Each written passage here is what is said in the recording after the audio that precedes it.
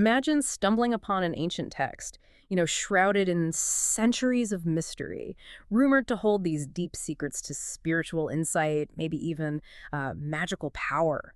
Now, think about this. What if that same text, one that's been revered but also really misunderstood, maybe incomplete? What if it's finally unearthed and presented in its most accurate, its most complete form? We're not just talking about an update here. This is like a seismic shift, potentially rewriting everything we thought we knew. That's a really compelling way to put it. And that's exactly what we're diving into today. We're doing a deep dive into Book of Abramelin, a new translation. This is a huge piece of work, meticulously compiled and edited by Georg Dehn and brilliantly translated by Stephen Guth. And this isn't just, another old manuscript. It's a 15th-century cornerstone text. In magical circles, it's often seen as a pivotal work of Jewish magic, really. It lays out this comprehensive, pretty demanding program for self-purification, all designed to achieve something called the knowledge and conversation of the holy guardian angel. Right, and that's our mission for this deep dive. We want to meticulously unpack what makes this new translation so incredibly pivotal, especially when you put it side by side with the older versions, the ones that have really shaped Western esotericism for, over a century now?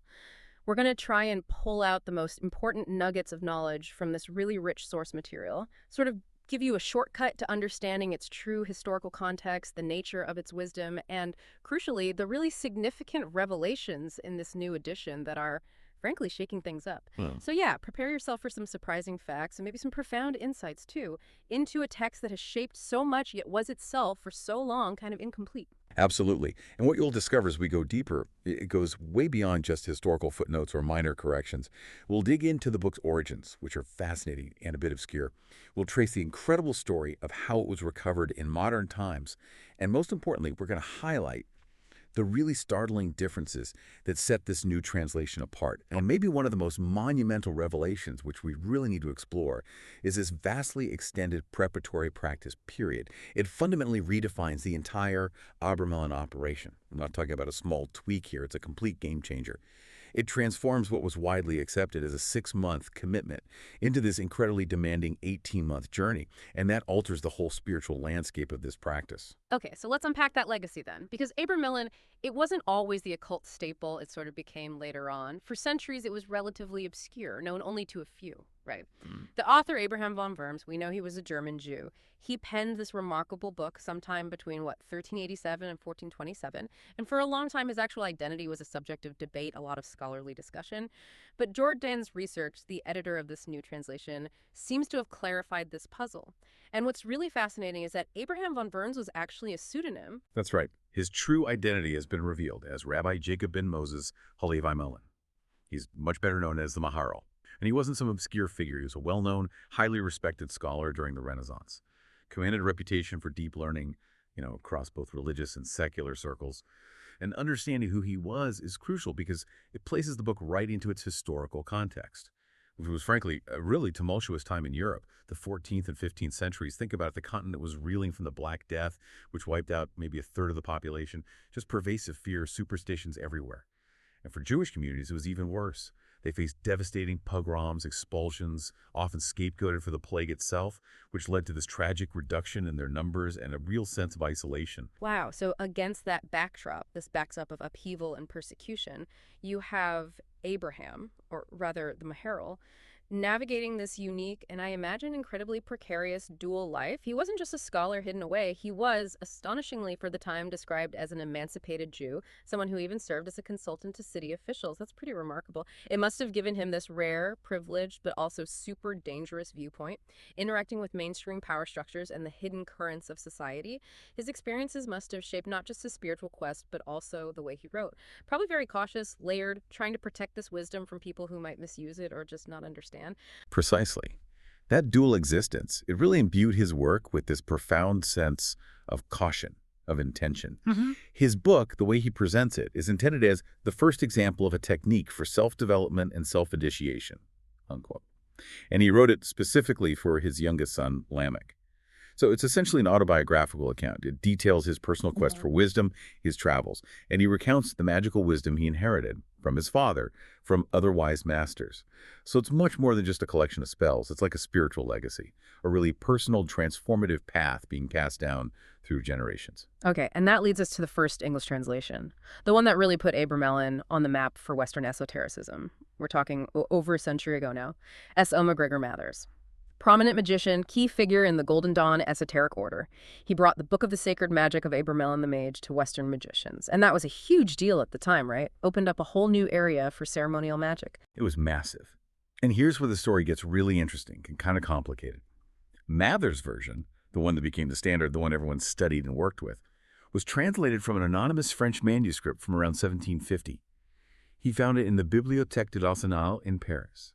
When it came out, it was immediately hailed as like one of the few genuine magic books around. Totally different from all the dodgy spell collections floating about. Its impact was immediate and profound. It fundamentally shaped Western occultism. You had major figures like W.B. Yeats and Horniman, Aleister Crowley, all deeply influenced by it, incorporating its ideas into their own magic and philosophy. It quickly became, essential reading for anyone serious about ceremonial magic in the West. But, and this is the big but, right? What people only realized later, looking back, was the huge limitation of Mather's translation. That French manuscript he used, even though it was revered, was apparently an incomplete and inaccurate rendition of the original German manuscripts. Which means that crucial nuances, important details, maybe even entire sections were just missing or distorted. Imagine building a whole spiritual practice, like the Golden Dawn did in part, on a foundation that was unknowingly flawed. That's where Georg Dehn's modern quest comes in. It becomes absolutely vital for restoring the true Abramelin. You're absolutely right. The implications of that flawed foundation are just enormous. And Georg Dehn's journey to find the original sounds pretty extraordinary. He talks about being guided by a mystical force, undertaking this modern quest, literally tracing Abraham's original footsteps, his travels, his studies. His whole search was dedicated to finding the true, original German sources. It wasn't just academic curiosity for him. It felt like a deeply personal, almost synchronistic thing, driven by this inner conviction that the real Abramelin hadn't been fully revealed yet. Okay, so what were the first signs that he was onto something real? Beyond just, academic interest or that mystical feeling, what kind of challenges did he face trying to prove this? Especially when challenging like a century of established occult tradition based on Mathers. That's a really good question. It speaks to the rigor Dehn applied. Beyond the mystical guidance he felt, the breakthrough really came from persistent, hard-nosed archival research. His efforts led him to actually find extant editions of the original German Abramelin. Notably, these significant manuscripts in the Wolfenbüttel Library dated 1608, and another one in the Dresden Library dated 1725. These weren't just fragments, they were complete coherent texts. The challenge then wasn't just finding them, but painstakingly comparing them, cross-referencing. And then, working with Stephen Guth, who had the linguistic expertise, translating them in a way that preserved not just the accuracy, but also the spiritual feel, the ambience of Abraham's time, as they put it.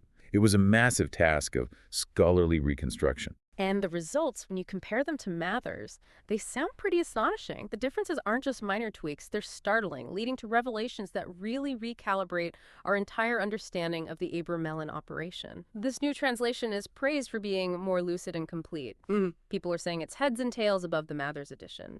And one immediate huge structural difference is that the original book, as revealed now, has 4 distinct books, not the 3 that were in the Mathers edition. That alone is a fundamental change. Absolutely. And this 4th book turns out to be focused specifically on the magical word squares, which were a crucial part of the system, but deeply flawed in the Mathers version, as we'll see. But it doesn't stop there. This new edition also includes an additional book of practical spells. This was entirely left out of the French manuscript Mathers used. Just think about that. An entire collection of practical applications, recipes, a whole chunk of Abraham's wisdom, simply unknown to Western occultists for over 100 years. Why was it left out? Maybe the French translator or copyist thought it was less spiritual, or maybe just too difficult to transcribe accurately. Who knows? But beyond the structure, the core Abramelin operation itself shows really important differences in how the magic is done, how it's understood, making the Mathers version seem less like a shortcut and more like maybe a bit of misdirection. And those magical word squares you mentioned, the disparity sounds massive. In Mathers, there were 242 squares, but you're saying a staggering 160 of them, that's over 2/3. Right. Were only partially filled in or had misspelled words. I mean, imagine trying to use a magical tool that's basically 2/3 broken or incomplete. Exactly. Whereas the German edition contains 251 squares. And crucially, for the first time, they are all entirely filled in and in the proper order. It's described as a dramatic, almost universal disparity. It's huge. Mathers, to his credit, knew there were gaps, and he heroically labored to justify quabbalistically the missing or misspelled words. He tried to find meaning in the gaps using gematria, other quabbalistic methods, essentially creating complex explanations for what was, in reality, just missing or incorrect data in his source. Wow, so he was trying to reverse engineer the meaning from faulty data. Pretty much. It's like having a lock, and you're given a key with two-thirds of its teeth filed off. You might try jamming it, wiggling it, maybe even interpret the missing teeth as having some deep symbolic meaning, when really the key is just broken. That's kind of what practitioners using Mathers were dealing with regarding the squares. The actual efficacy and understanding of these tools relies entirely on them being complete and accurate. This new translation doesn't just fill in the blanks, it gives the proper order to the context. It transforms these squares from these enigmatic, frustrating puzzles into potentially functional magical instruments. Okay, this is huge. But it brings us to maybe the most critical shift of all. The revelation that completely redefines the understanding of the Abramelin operation, the actual duration of the practice. Mather's translation outlined what became famous as a heroic 6-month preparation program. For over a century, that was the standard in Western occultism, 6 months. Initiates, people in the Golden Dawn and after, approached this incredibly difficult work thinking it took 6 months of intense focus. That 6-month period became enshrined. It was seen as the path, demanding, yes, but a 6-month sprint towards enlightenment. But here's the bombshell from the new German edition. It changes everything. What it actually reveals is a much more complex ceremony lasting 18 months. Let that sink in. 18 months. 3 times longer. This isn't a subtle difference. It's a fundamental game-changing distinction. It profoundly alters the commitment required, the dedication, the entire understanding of the practice. Think about what that change from 6 months to 18 months tells you right away. It screams thoroughness. It emphasizes immense patience and enduring commitment. It completely dismisses any idea of a quick fix or just a concentrated burst of effort. It paints a picture of a journey of deep, sustained transformation, not just a sprint to a finish line. It just fundamentally reframes the whole thing. It makes it clear this is an incredibly arduous, extended path. It demands a level of spiritual maturity, unwavering resolve that maybe wasn't fully grasped before. For people who've known the 6-month practice, maybe even tried it, this must feel like pulling the rug out from under a century of tradition. What kind of subtle shifts in discipline or understanding would someone doing the 18-month version experience that a 6-month practitioner would just completely miss out on? That's a really crucial distinction to make. Someone attempting the 6-month version might focus on intense, almost performative adherence. Gritting their teeth, trying to get through the rigorous process. It's a sprint mentality. But an 18-month commitment, that forces a complete integration of the practice into your entire life. It becomes your life. It moves way beyond just ritualistic actions. It necessitates a profound transformation of character, habits, thought patterns. The 6-month version might, perhaps, offer a glimpse, a fleeting contact with the angel. But the 18-month version is clearly designed for achieving deep, abiding knowledge and conversation, a lasting relationship. It would cultivate a far greater capacity for patience, for self-discipline, a slower, more deliberate, more permanent interchange. Imagine the internal fortitude needed to maintain that kind of regimen for a year and a half. It would strip away all superficiality, wouldn't it? This kind of commitment naturally weeds out anyone just seeking quick power or results. It leaves only those truly dedicated to deep spiritual refinement over a long haul. Yeah, it really speaks to the idea that some kinds of profound change just cannot be rushed. You can't microwave enlightenment. Okay, so let's dig into the structure of this restored text then. The 4 books that make up this intricate system. Starting with Book 1, Abraham's personal story. Right. Book 1 is fascinating. It's Abraham's personal record, like an autobiographical journey.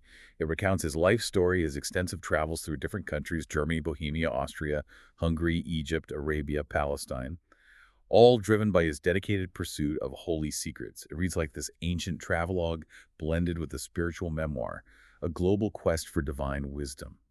He wasn't just sightseeing. He was actively seeking out masters, hidden texts, secret knowledge, often in pretty dangerous political climates. So he's definitely not just a scholar locked away. He's an explorer, a seeker on a mission. And this book, Book 1 specifically details his tough journey to find the mage Abramelin.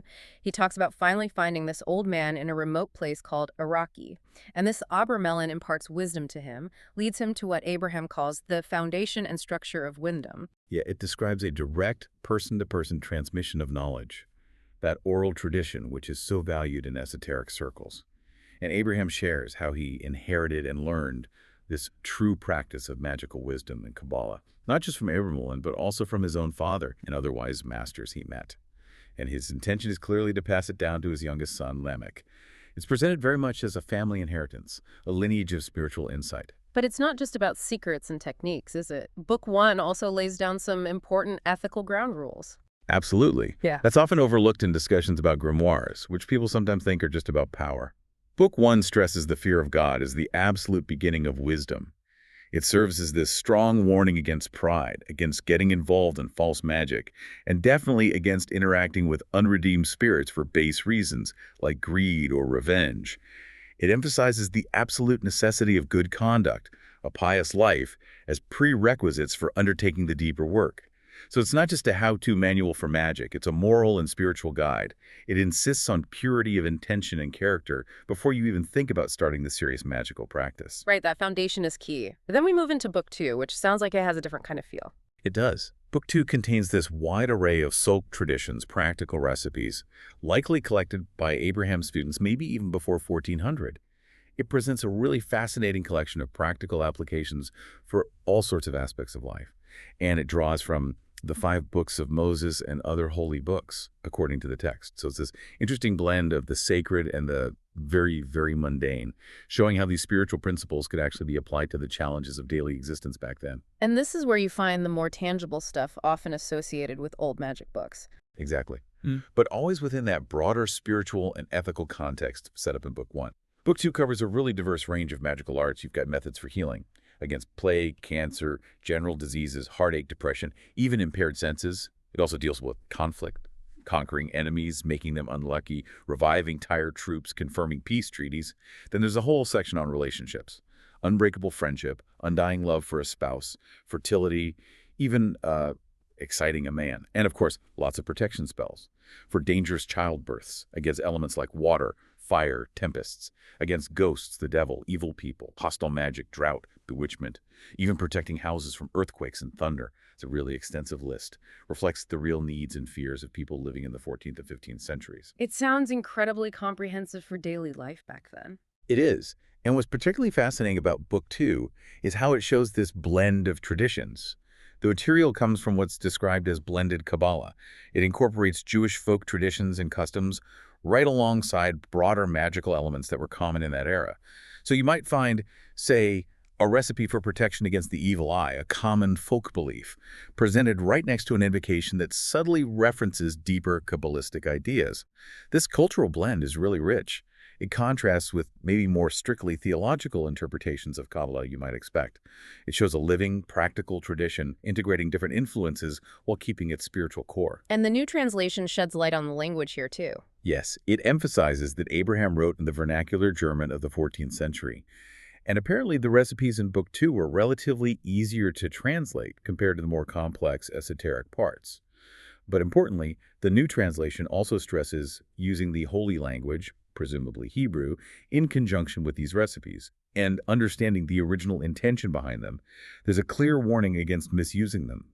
The power isn't just in the words on the page, but in the context, the intention, the spiritual state of the practitioner. Misusing these for selfish or harmful reasons, it implies, wouldn't just fail, it could be actively dangerous. Okay, so Book 2 is practical but grounded. Then we get to Book 3. This sounds like the real core of the spiritual work, the true practice, the path to the holy guardian angel. Exactly. Book 3 outlines the mature development of what Abraham calls the magic art. It's described as containing the materials specifically for self-development and self-initiation. This is the heart of the Abramelin operation itself, that transformative journey we've been talking about. And it continues that theme of distinguishing true magic from other kinds. Very much so. This book carefully categorizes different forms of magic. It meticulously distinguishes true wisdom from what it bluntly calls sorcery, idols, and tricky illusions, labeling those as the seditions of the devil and the work of charlatans. Pretty strong language. This discerning perspective is vital for anyone undertaking the path. It also details what you need to consider before starting the sacred magic. Things like leading a deeply religious life, cultivating impeccable manners, avoiding self-indulgence, and always the paramount importance of fearing God, or perhaps better understood as profound reverence for the divine. It explicitly states, God helps everyone who has confidence in his wisdom. Setting a clear spiritual expectation. Success depends partly on divine grace, earned through your commitment. And this is where the 18-month operation is laid out in detail. Precisely. This is the core regimen for achieving the knowledge and conversation of the Holy Guardian Angel, the HGA. It's described as a serious and arduous regimen involving months of intense dedication. This is where that radical departure from Mather's 6 months really hits home, and the details are here. The text explicitly divides this journey into 3 distinct 6-month phases, each one building on the last. So it's not just longer, it's structured differently. Exactly.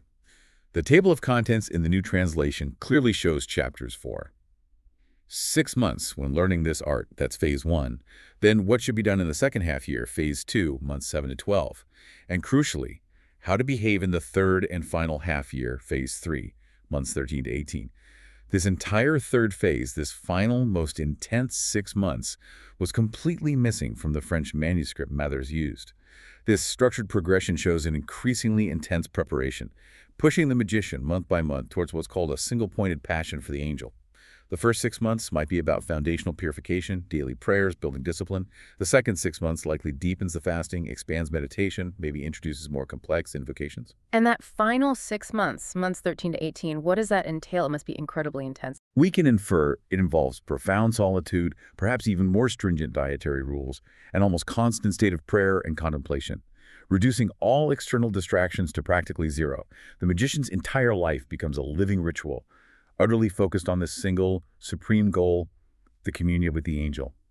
And the Holy Guardian Angel itself, it's presented not as just some helpful spirit guide, it's depicted as a profound divine entity, sometimes described as a personal spiritual soulmate or your higher self, a direct link to the divine. The idea is that the magician is considered spiritually incomplete until united with the HGA, and the whole operation culminates in this supreme invocation and ecstatic consummation of the divine marriage. A profound mystical union mystica, emerging with this divine counterpart. Wow. So the ultimate goal isn't just acquiring powers, it's transformation. Absolutely. It's spiritual illumination and self-realization. That's the stated purpose.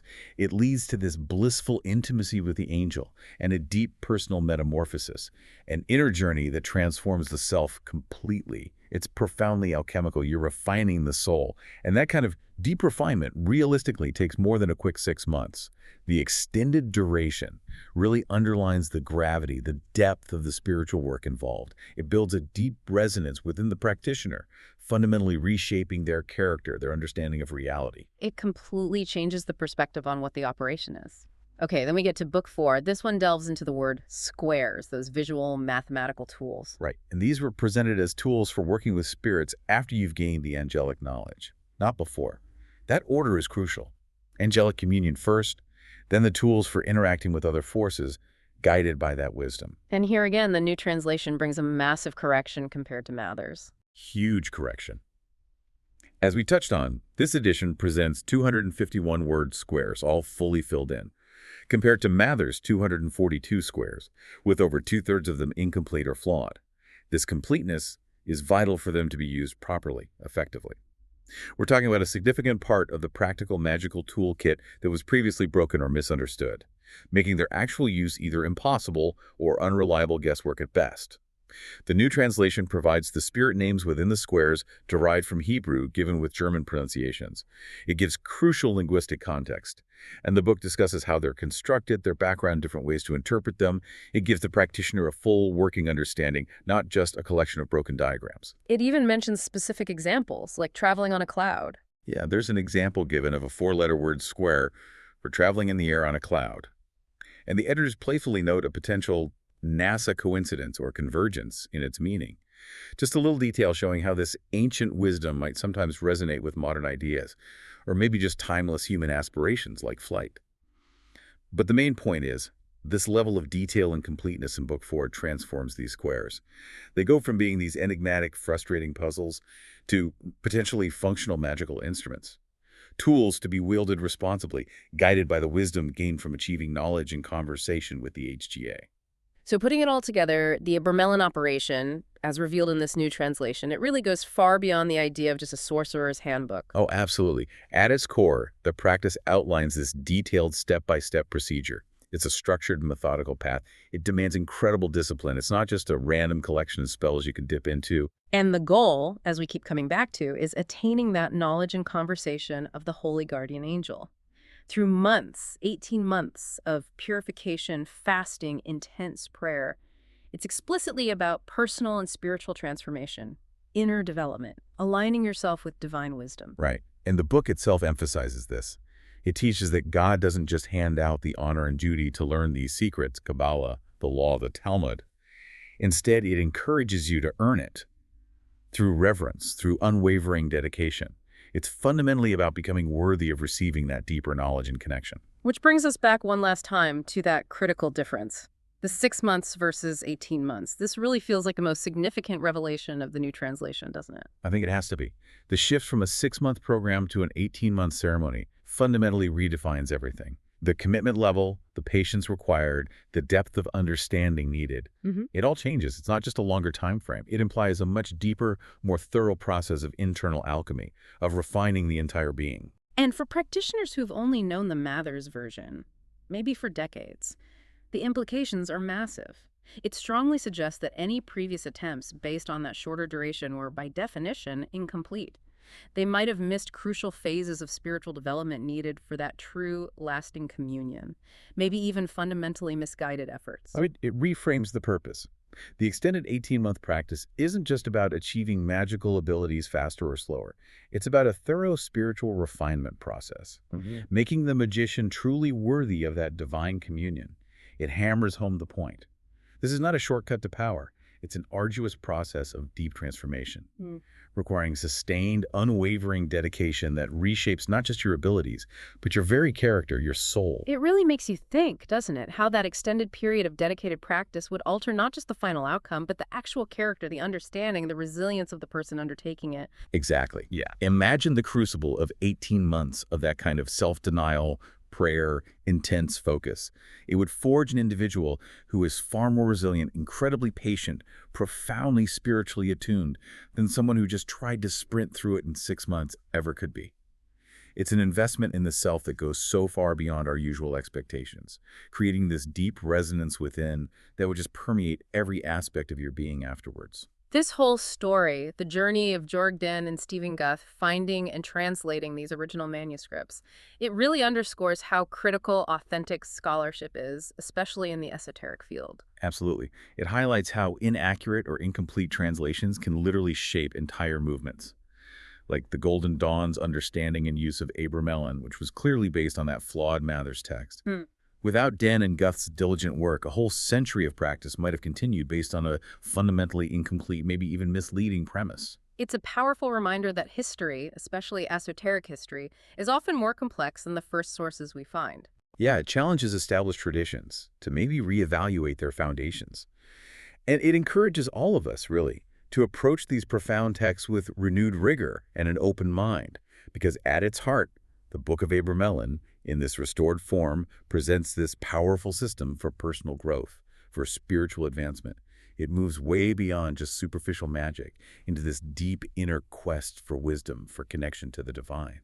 The transformation of the self is the real prize here. And this whole deep dive, looking at how this text was recovered and reevaluated, it kind of encourages you, the listener, to think critically about sources and narratives in general, right? Just like Dehn and Guth questioned the accepted Mathers translation, even though it was dominant for so long. Exactly. It's a reminder there's always more to learn. That digging deeper, looking at multiple perspectives, it always enriches understanding. It's a good exercise in critical thinking, especially now, in an age overflowing with information, where the fastest answer isn't always the right one, and the most popular story isn't always the whole story. And finally, the text itself. Even with its ancient origins, its specific magical focus, it taps into something universal, doesn't it? This human desire for knowledge, for spiritual understanding, for meaning. It really does. Abraham's own journey, his quest filled with seeking and discovery, it resonates across centuries because it speaks to that enduring human quest for wisdom, a quest that, as this text shows, often demands far more patience, dedication, and time than we might initially expect. So as we wrap up this deep dive, let's just quickly recap what we've covered. We've explored the Book of Abramelin through the lens of this vital new translation. We've seen its historical significance, the detailed practices in its now revealed 4 books, and really focused on the profound implications of its true 18-month preparatory period compared to the 6 months everyone thought was standard. And this exploration of Abramelin's restored wisdom, it really forces us to consider the immense value of patience, of dedication in any serious pursuit of profound knowledge or personal transformation. It's a real challenge to our modern world's inclination for instant gratification, isn't it? A reminder that some journeys, the really deep ones, simply cannot be rushed. So here's a final thought for you to maybe mull over. In a world that so often wants results now, what might truly be unlocked by committing fully to a challenging, maybe even dauntingly lengthy process? Whether that's spiritual, like Abramelin, or intellectual, or creative, perhaps the real magic isn't just found at the destination, but is forged within us during the arduous, extended journey itself. Something to think about. Until our next deep dive.